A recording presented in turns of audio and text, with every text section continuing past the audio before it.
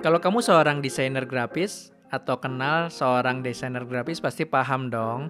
Kalau desainer grafis suka memakai aplikasi tertentu kayak Adobe Photoshop, Adobe Illustrator, dan CorelDRAW. Begitu juga seorang video editor yang banyak menggunakan aplikasi tertentu kayak Adobe Premiere dan Final Cut Pro. Terus programmer harus nguasain aplikasi apa nih?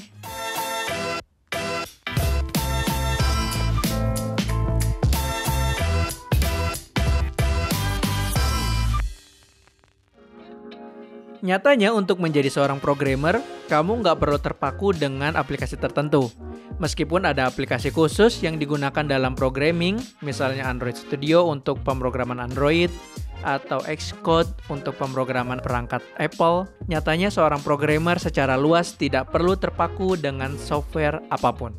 Namun, kalau ditanya, adakah jenis software yang penting banget bagi seorang programmer, maka bisa dikatakan text editor jawabannya.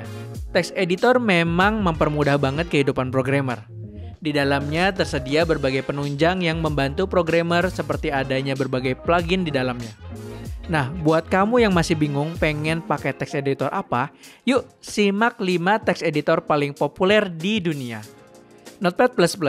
Kamu yang terbiasa dengan sistem operasi Windows, pasti tahu dong dengan aplikasi Notepad yang emang udah include di Windows. Tapi tahu nggak sih kamu dengan aplikasi Notepad++?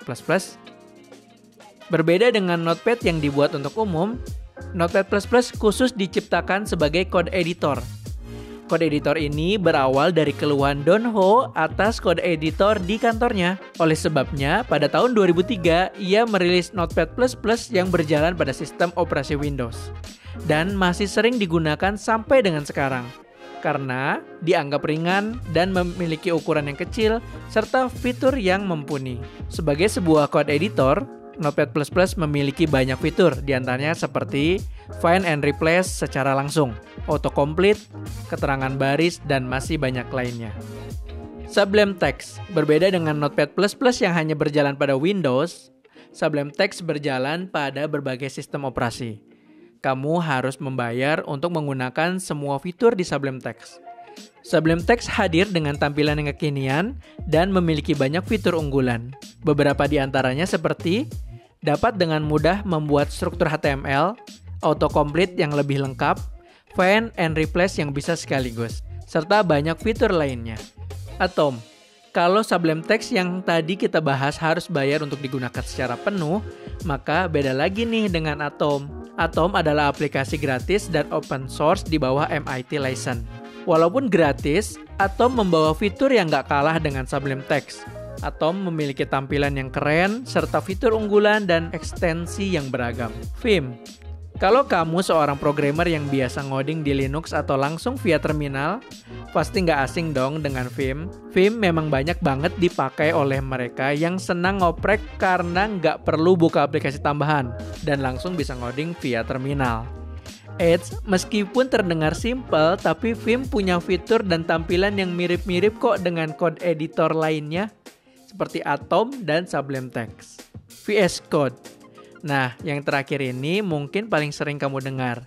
Menurut survei, VS Code merupakan code editor yang paling sering digunakan saat ini. Gimana enggak? Meskipun merupakan aplikasi open source di bawah MIT license, VS Code adalah aplikasi yang dikembangkan langsung oleh Microsoft. VS Code juga memiliki beragam ekstensi, misalnya Lab Server yang sudah diunduh lebih dari 18 juta kali dan berfungsi memudahkan programmer dalam melakukan server-side programming. Gimana? Banyak pilihan code editor kan dalam programming? Tetap aja nih, secanggih apapun text editornya, yang terpenting adalah kemampuan kamu dalam programming. Makanya yuk asah terus kemampuanmu dalam programming dengan ikut berbagai kelas di Codepolitan yang menyediakan mentor berpengalaman dan kurikulum yang terarah. Jangan lupa like video ini, subscribe Codepolitan buat ikutin video tentang programming lainnya. Bye-bye!